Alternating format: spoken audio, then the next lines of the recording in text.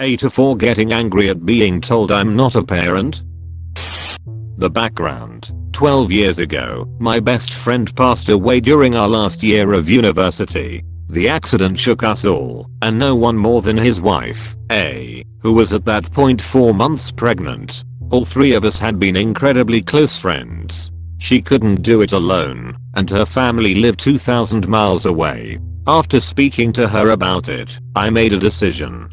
I was the more financially stable of the two of us. I'd secured a position at a law firm, this is in the UK, and had some inheritance from my grandparents. So, I became that base of support. I took A to the doctors, helped her with rent, got her groceries, etc. When the twins were born, I moved onto her couch for 3 months, helping in any way I could.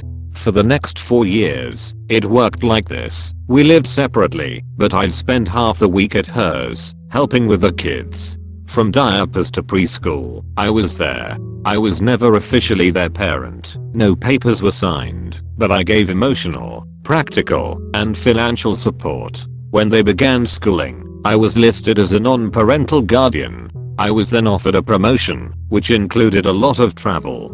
Again, her and I spoke, and I decided to take it. I spent the next 2 years making it back once a month. I'd spend 3 to 5 days with them, then leave again. For 2 years after that, the balance became half and half travel/home. For the past 4 years, I've used the UK as a hub, doing business trips, and have gone back to spending 3/4 days a week with them.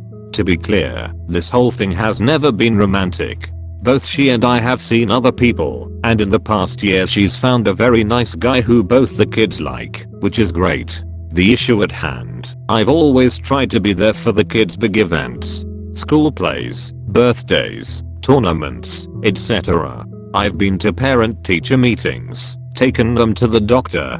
Recently, their school had set up a show/fundraising thing, where the parents are invited to come and donate generously. I assumed I was going, and set aside time, but when I broached the subject with A, she said she wanted her partner to come. I said that we could all go. She said it was parents only. I said, jokingly, that he wasn't really the kid's parent, to which she said, well, technically neither are you. At that point, I got angry, feeling that was deeply unfair. We got into a fight, and it ended with me being told I wouldn't be welcome at the event. I left, and we haven't spoken since. I get that she's their mother. She has a genetic and legal position that I don't, and I'm not angry about her wanting her partner to come to the event. Being told that I wasn't a parent though, that hurts a lot. I think it's mostly the fact that for me, the way she said it really seemed to imply that I wasn't important in their lives, and I think I was justified in reacting. But that's why I'm here. So, Reddit, AITA, update. Well, it's been a long several months, and a lot has happened, so I thought I'd give Reddit an update. There were a lot of NTAs and NAS on the last post, but a lot of you're not their parent S as well. A mixed field, but a fair assessment.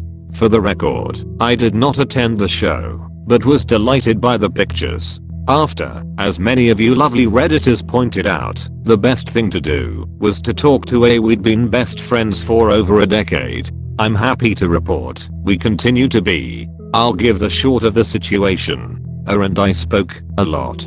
It started with little steps, but we got to the big issues. My link with the kids, her new partner, the whole deal. Little by little, we got things set straight, and where we both sit on them. As some of you rightly guessed, there was a lot to untangle, but 15 years of friendship saw us through. The next phase was talking to the kids. First A, then us together. I'd already gone back to seeing them, and as I mentioned before, their welfare has always been the priority. Surprisingly, the conversation was more straightforward than it had been with A somewhere in the middle. We also spoke. There was a lot of speaking with A's partner, who I will be calling B. The beginning wasn't the smoothest, but we got there. Here's what came out of it. The truth of the matter is, I'm not the twins' biological father, but what we realized was that somewhere in the past 12 years of sharing our lives, and despite trying so hard not to overstep boundaries, I fell into the role. I can't separate myself, and they don't want me to. So slowly, we've been working on what this new unconventional normality looks like. B has been a surprising godsend in all of this. I really think A's found a good guy. I'm still mostly called by my nickname, but the slips have gone uncorrected. In the meantime, B's gotten his own moniker.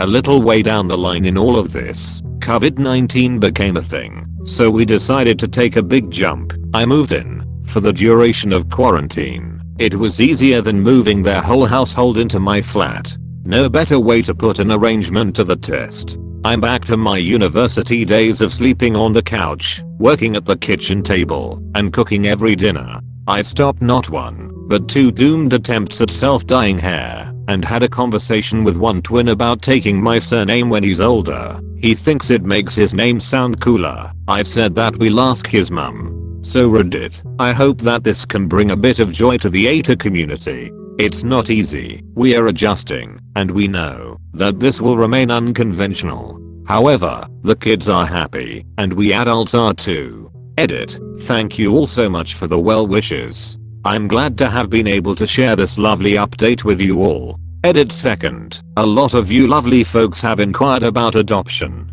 In the UK, there is no option to adopt someone you are not related to unless you A. apply for an adoption order, which would sever the link with a living parent, or B. are the partner of their living parent. As can be seen, neither would work for our case. However, we figured out a system a long time ago, and it includes what to do if anything were to befall A. The kid's safety is always ensured, I promise.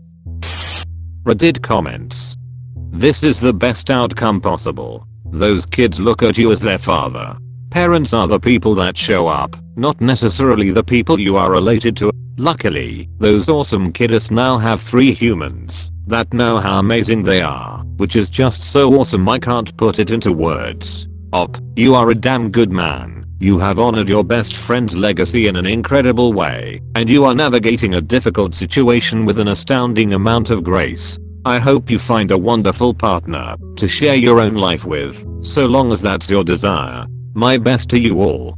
Fully agree with your post. Op has been a true best friend, and I think, if your friend could, or can, whichever you prefer, see you now with his kids, he will be in tears of joy, and make him rest easy knowing his kids are in good hands. I truly hope the best for all of you.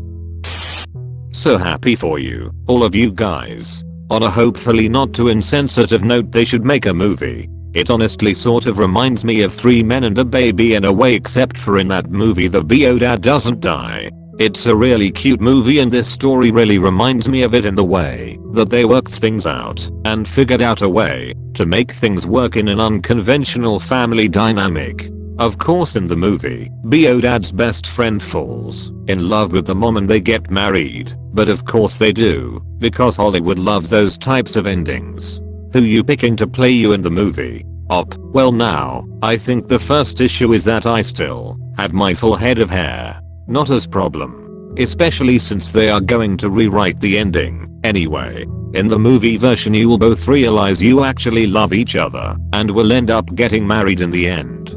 The new guy will either be a secret pig and the audience will be glad he gets kicked to the curb, or a genuinely nice guy who is the first one to realize it and step aside so you guys can be happy and an official family for the kids. He will also end up falling for some side character that is introduced earlier in the movie, so everyone gets their happy ending.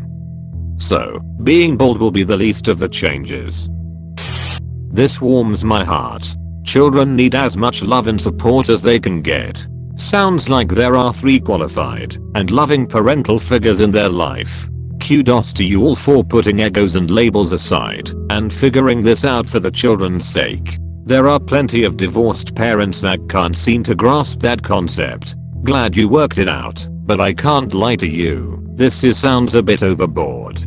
Have you ever thought of starting your own family and having your own kids? It sounds like you are pretty family oriented, and to miss out on all of that because your friend died in college is such a huge sacrifice. Op, if I may reply, this was never just because my friend passed away in college. I was my friend from the start, and it only grew from there. As for being family oriented, yes, I am. But what the past 12 years of my life have shown me is that one does not need to have the traditional path to a nuclear family. The twins come to me when they're scared, and when they're happy, worried and excited. I've seen them grow and mature and go through so many changes. My girl has my same handwriting. My boy hums the same melodies my father sung to me. I've already got my family. Comment and subscribe.